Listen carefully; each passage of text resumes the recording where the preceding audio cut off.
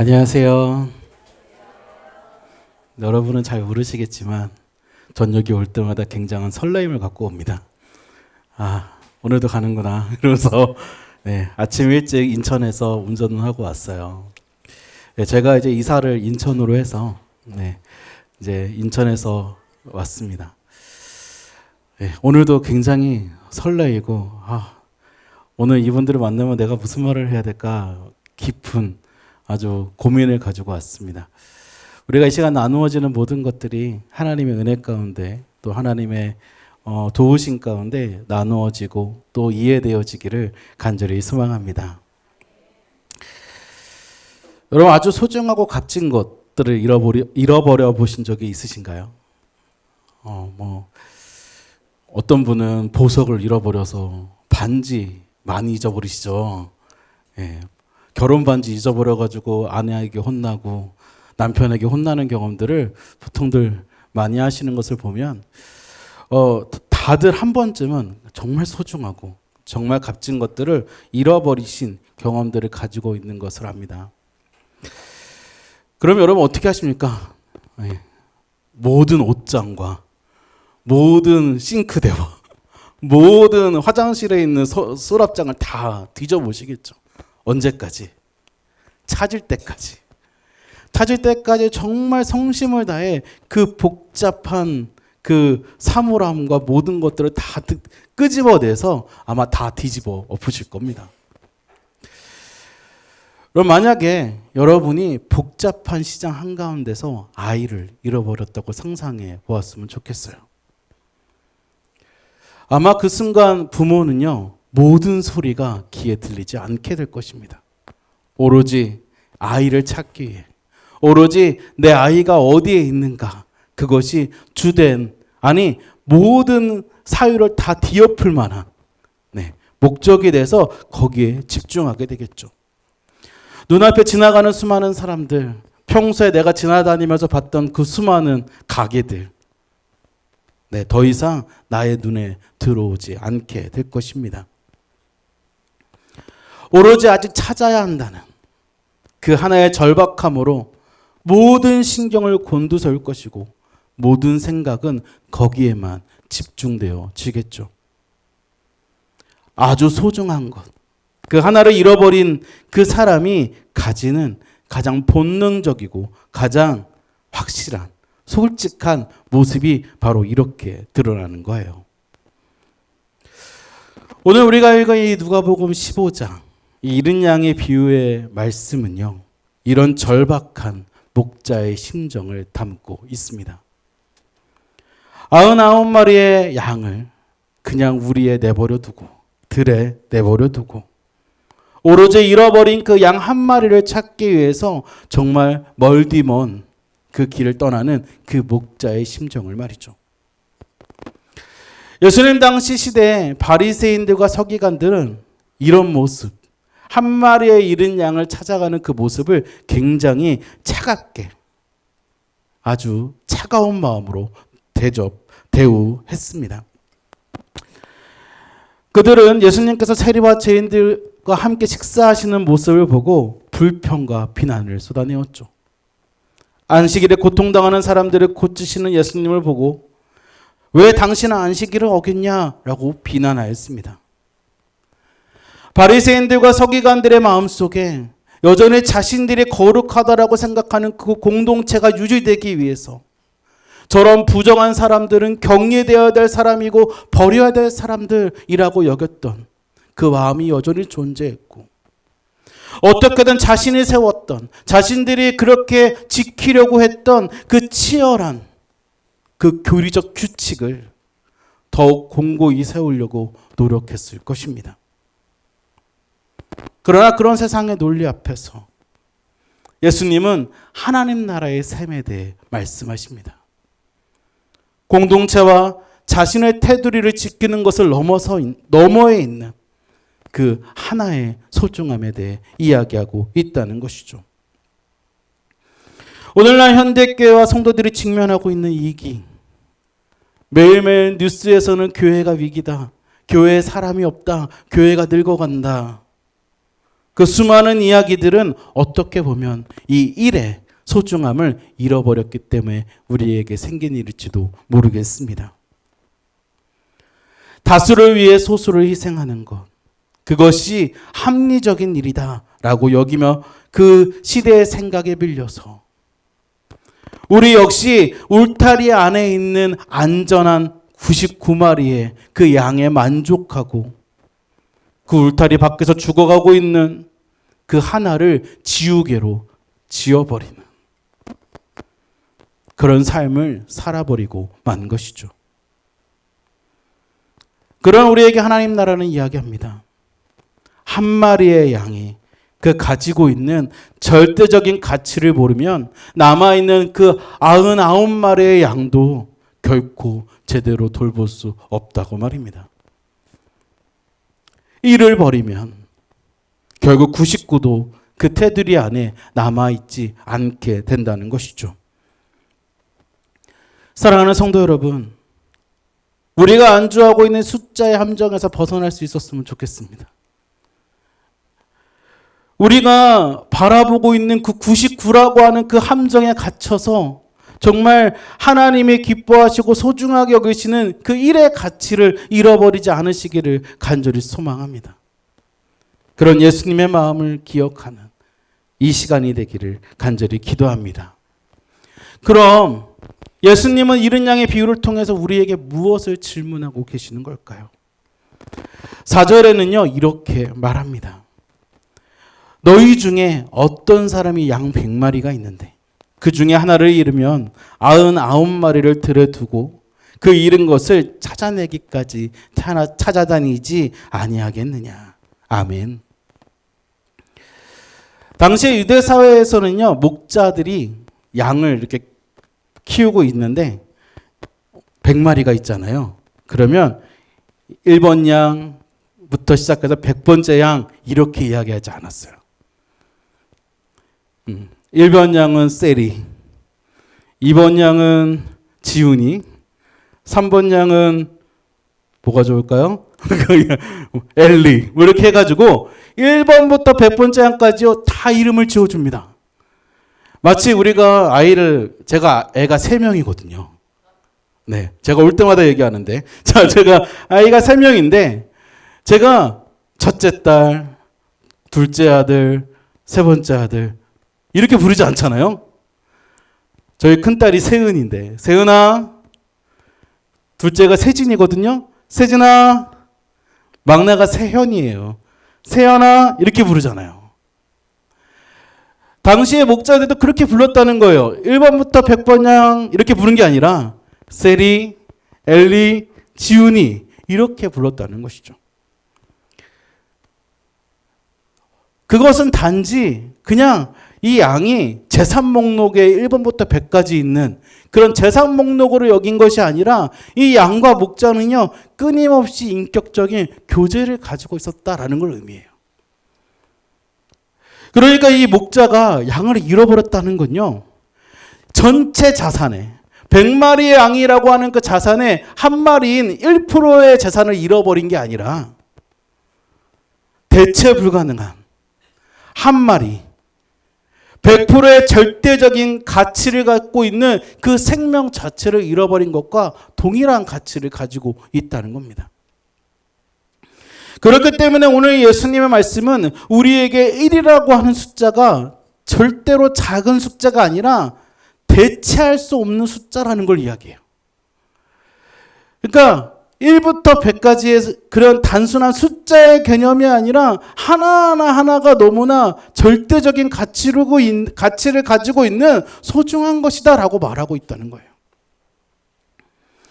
여러분 이런 대체 불가능한 일의 가치를 아주 잘 보여주는 역사적 사건 하나가 있습니다. 제2차 세계대전 당시에 미국 전쟁부는요 이른바 단독 생존자 정책이라는 것을 수립하고 실행해요. 이 정책의 배경은요 1942년 태평양 전쟁 중에 있었던 일인데요. 그 USS 주노 함정이 격침됩니다. 그 함정이 격침돼요. 그냥 막 공격을 당해서. 그래서 설리번 가문이라고 하는 그 가문의 5형제가 사망하고요. 나일랜드 가문의 4형제가 있었는데 이 4형제 중에 3명이 그 함정이 격침되면서 사망해요. 그럼 몇 명이 남았죠? 1명 남았잖아요. 나일 어디 갔죠? 나일 가문. 그 가문의 1명. 그 1명은 어떻게 됐느냐? 여러분 이 1명은요.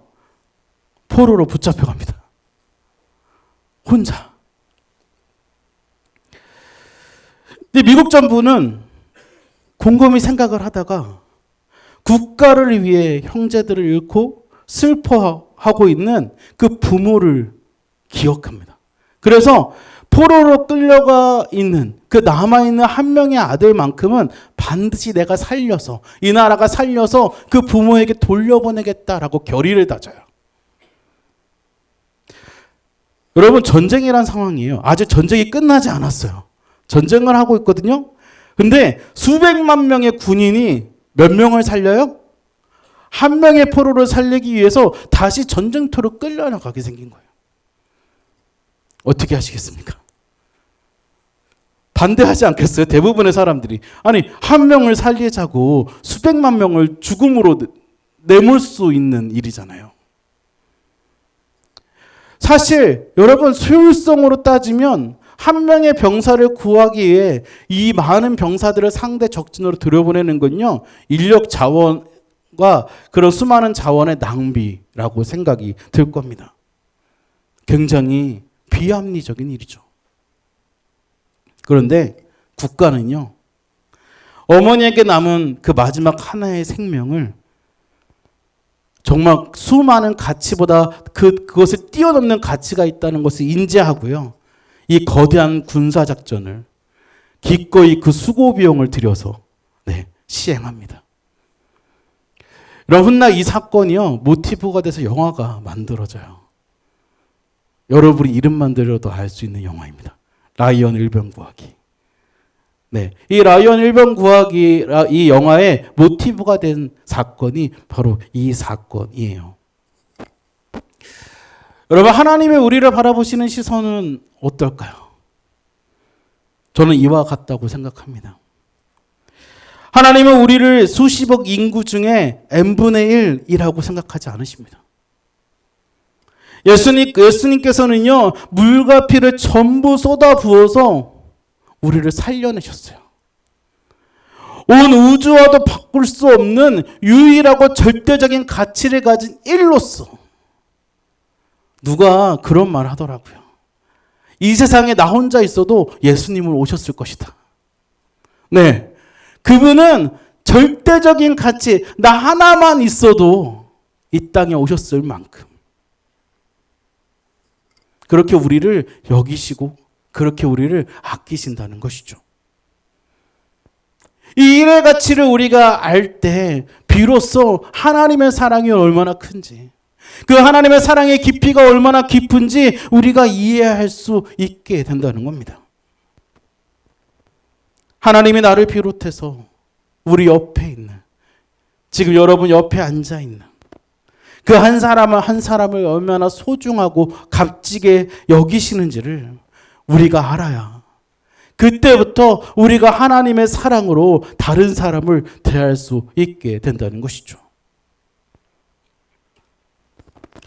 그럼 왜 1의 가치를 모르면 99를 돌볼 수 없는 것일까? 아까도 말씀드렸지만 여러분 우리는 흔히 숫자의 함정에 빠집니다. 한 마리쯤은 괜찮잖아. 그렇죠? 몇 마리가 남아있어요? 나에게는 99가 남아있다. 한 마리 정도야. 아직 99마리의 양이 안전하게 남아있으니까 아직은 성공하고 있어 라고 생각하기도 합니다. 여러분 근데 양의 입장에서 한번 생각해 볼까요? 양의 입장에서. 우리 다 양이니까 내가 양이에요. 근데 만약 목자가 효율성을 따져가지고 잃어버린 한 마리를 포기하고요. 99마리가 있는 그 들에 여전히 남아있어요. 그것을 선택했다고 한번 생각해 보자고요. 자, 우리가 누굴까요? 99마리의 양이에요. 자, 그 양이 목자를 바라보면서 야, 저분은 정말 우리를 많이 사랑하시는구나 이렇게 생각할까요? 99마리의 양이 우리 옆에 있는 목자를 보고 와, 저 목자님 우리를 너무너무 사랑하셔 라고 생각할까요? 아마 그렇지 않을 겁니다. 오히려 그들의 마음속 깊은 곳에 두려움과 불안이 아마 스물스물 싹트게 될 거예요. 이유 너무 단순합니다. 왜냐하면 99마리의 마음속에 우리 목자는 한 마리가 길을 잃으면 언젠간 포기할 수 있는 사람이야 라는 생각이 자리 잡고 있게 되기 때문입니다. 잃어버린 양이 내가 될 수도 있잖아요. 여러분은 절대 안 잃어버릴까 봐 이런 마음으로 앉아 계시나 본데 여러분 잃은 양이 내가 될 수도 있잖아요. 네. 그럼 내가 길을 잃어버리면 내 목자는 나를 안 찾을 거 아니에요. 우리 목자는 나를 결국 포기하겠구나 라고 하는 그런 사실을 깨닫게 되었다는 것이죠. 여러분 이렇게 보면요. 공동체가 안전하다는 것은요. 단순히 다수가 모여 있다는 사실 속에서 드러나지 않는다는 걸 알 수 있어요. 한 마리를 포기하는 목자 아래서 99마리의 양은요. 결코 평안할 수 없다는 것이죠. 결국 99마리도 잠재적으로는 버림받을 수 있는 일의 집합체에 불과하다는 것을 이 사건을 통해 우리는 깨닫게 된다는 겁니다. 반대로 목자가 한 마리의 양을 찾기 위해서 99을 들에 두고 산으로 들로 달려가는 그 뒷모습을 한번 상상해 봅시다. 그 99마리 양은 비록 들에 남아있지만 내 옆에 친구도 있고 내 저기에 우리 아빠도 있고 엄마도 있고 가족도 있잖아요. 그리고 그 가족들과 함께 있는 그 양이 그 한 마리의 양을 찾기 위해 달려가는 그 목자의 뒷모습을 봤을 때 아마도 그들은 비로소 평안해질 것이라는 것이죠. 우리 목자는 내가 어떤 처지에 놓여 있든 간에 그리고 내가 무리를 이탈해서 죽음의 골짜기로 들어가는 한이 있더라도 나를 포기하지 않고 끝까지 찾을 뿐이라는 그 사실, 그 믿음이 아마 그들로 하여금 더욱 안정을 느끼게 할 것이라는 겁니다. 여러분 이런 눈으로 오늘날의 교회를 바라보면요 진짜 심각하다는 걸 알 수 있어요. 교회가 얼마나 99라고 하는 함정에 빠져 살아가는지를 뼈저리게 느끼게 된다는 것이죠. 다수의 편안함, 다수의 의견, 주류에 속한 사람들의 만족. 네, 그것을 위해서 소외되고 상처받는 그 일이 있다는 것을 우리가 너무 쉽게 간과하고 잊어버리고 살아간다는 것을 알게 되더라는 것입니다. 일의 가치를 소홀하게 여기는 공동체. 일이라고 하는 한 마리를 소홀하게 여기는 공동체는요, 결국 모래 위에 지은 집과 다를 수 없다는 것이죠. 일을 위해 기꺼이 자신의 안락을 포기하고 희생하는 그 십자가의 정신이 흐르지 않는 곳에서는 99을 묶어줄 수 있는 진정한 사랑은 존재하지 않는 것입니다. 여러분, 교회 공동체는요, 모임으로 끝나지 않습니다. 제가 그 찬양 참 좋아하거든요. 우리는 사랑의 띠로 하나가 되었습니다. 예, 옛날 어린이 찬송가에 많이 불렀던 찬양인데요. 여러분, 교회 공동체는요, 단순히 모여있다라고 공동체라고 부르지 않습니다. 교회 공동체는요, 예수 그리스도라고 하는 그 사랑의 띠로 묶여 있어야 공동체인 겁니다. 결국 십자가의 정신, 자신을 포기하고 희생하는 그 십자가의 정신이 여전히 우리 교회를 묶고 있을 때, 여러분, 우리가 진짜 공동체이고, 진짜 하나님이 기뻐하시는 교회라고 불릴 자격이 있다는 것이죠. 이를 지켜내지 못하는 가정, 이를 품어내지 못하는 교회, 결국 그들은 시간이 지나면요 99마저 흩어보낼 수밖에 없는 그런 숫자의 모래성에 불과하다는 것을 우리는 기억해야 하는 것이에요. 여러분, 근데 오늘 말씀에 오해하지 마시길 바랍니다. 무조건 소수의 의견을 들어줘야 돼, 이런 이야기 아닙니다. 상처받는 누군가가 있다는 것을 기억하자는 거예요. 그리고 그들을 아껴줄 수 있는 사랑의 넉넉함도 우리의 마음에 가지다는 것을 여러분 지금 나누고 있는 거예요. 그럼 오늘 우리가 잃어버린 그들을 반드시 다시 찾아야 하는 일의 구체적인 사람은 누구고 어떻게 찾아야 될까요? 여러분, 우리가 찾아야 될 일의 대상은요 단순히 교회에 출석하지 않는 결속자를 뜻하는 건 아닙니다. 대부분 목사님들이 이 본문을 가지고 말씀을 전하시면 그렇게 전도 열심히 하라고 많이들 말씀하시는데, 저는 그 얘기 하려고 하는 거 아니에요. 우리가 삶의 울타리 밖으로, 우리의 삶의 울타리 밖으로 밀려난 사람들이 있잖아요. 공동체 안에 소외되어서 아무도 그 이름을 불러주지 않는 사람들이 있어요. 실패와 좌절 속에서 하나님 나를 버리셨구나 라고 생각한 사람들도 있어요. 누구에게 얘기하지 않지만, 누구한테 말하지 않지만 정말 너무나 힘이 드는데 그냥 혼자 마음으로 끙끙 앓고 있는 그 한 명의 사람이 있다는 것이죠. 여러분, 때로는 내 가정 안에 있는 남편, 아내, 그리고 내 자녀가 그런 사람일 수 있습니다. 또한 내 직장 동료 중에 혼자 남몰래 눈물을 흘리는 그런 일이 있을 수 있죠. 이 교회 안에서뿐만 아니라 여러분이 살고 있는, 여러분이 지내고 있는, 여러분이 매 순간순간 거하고 있는 그 주변에 그 일이 반드시 존재한다는 겁니다. 근데 이 일을 찾기 위해서는요 그냥 찾을 수는 없어요. 반드시 대가를 지불해야 합니다. 1732년 독일 헤르누트 공동체인 모라비안 교도였던 요한 레온하르트 도버와 다비드 니체, 왜 이렇게 외국 사람들 이름은 어렵죠? 발음이 잘 안 되네요. 왜 이렇게 어려워요? 다비드 니치만. 이 이야기는요, 이 일의 가치를 위해 자신의 전부를 던진 그리스도인의 모습을 보여줍니다. 당시 카리브해에 세인트 토마스 섬이라고 하는 섬이 있었어요.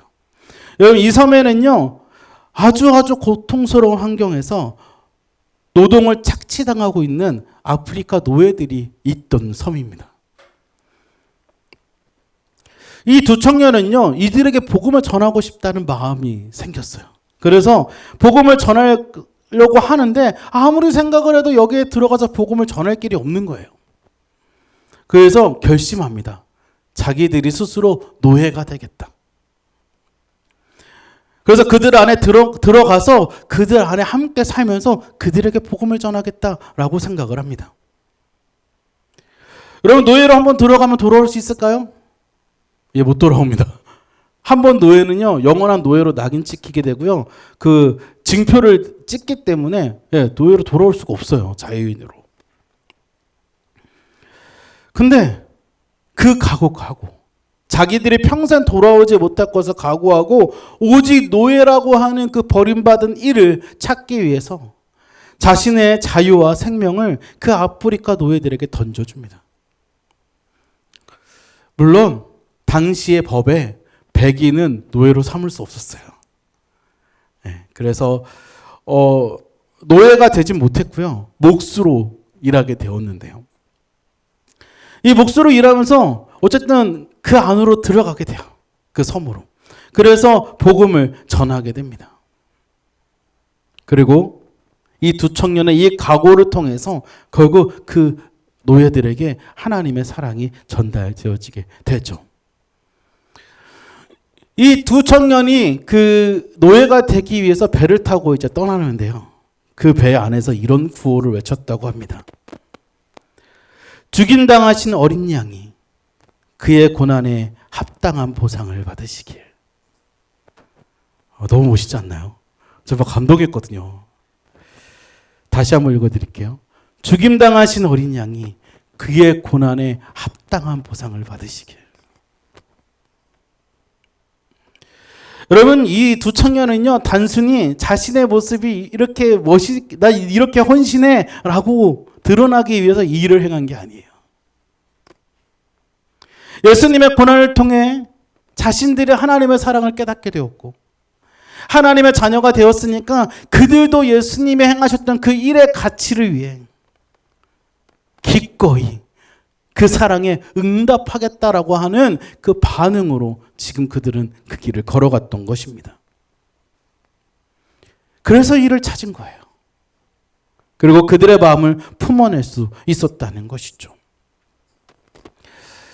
여러분, 내려가는 수고를 해야 합니다. 내려가는 수고를 해야 돼요.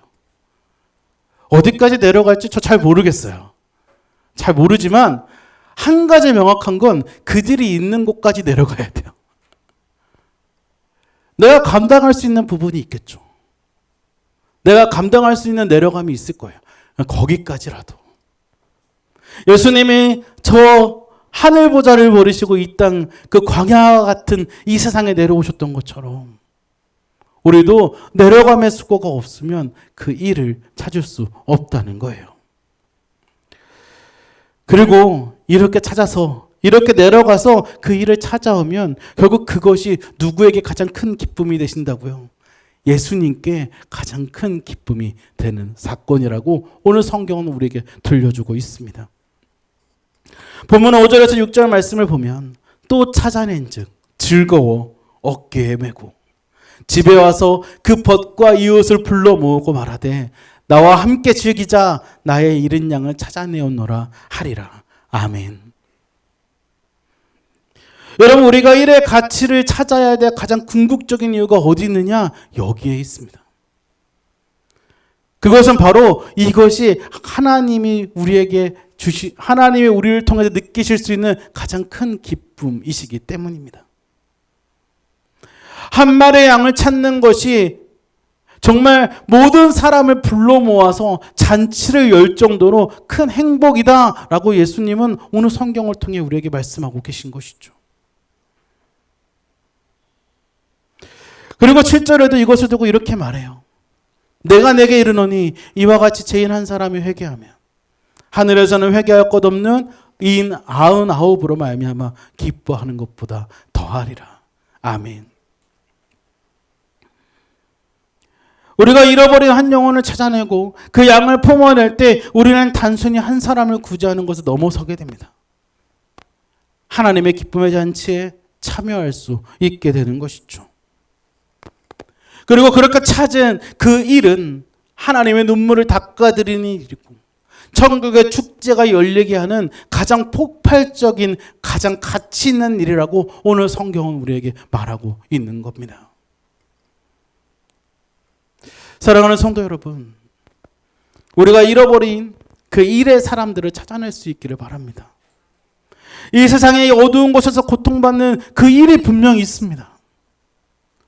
이 세상 아무도 안아주지 않는 곳에서 혼자 애달아 하는 일이 분명히 있습니다.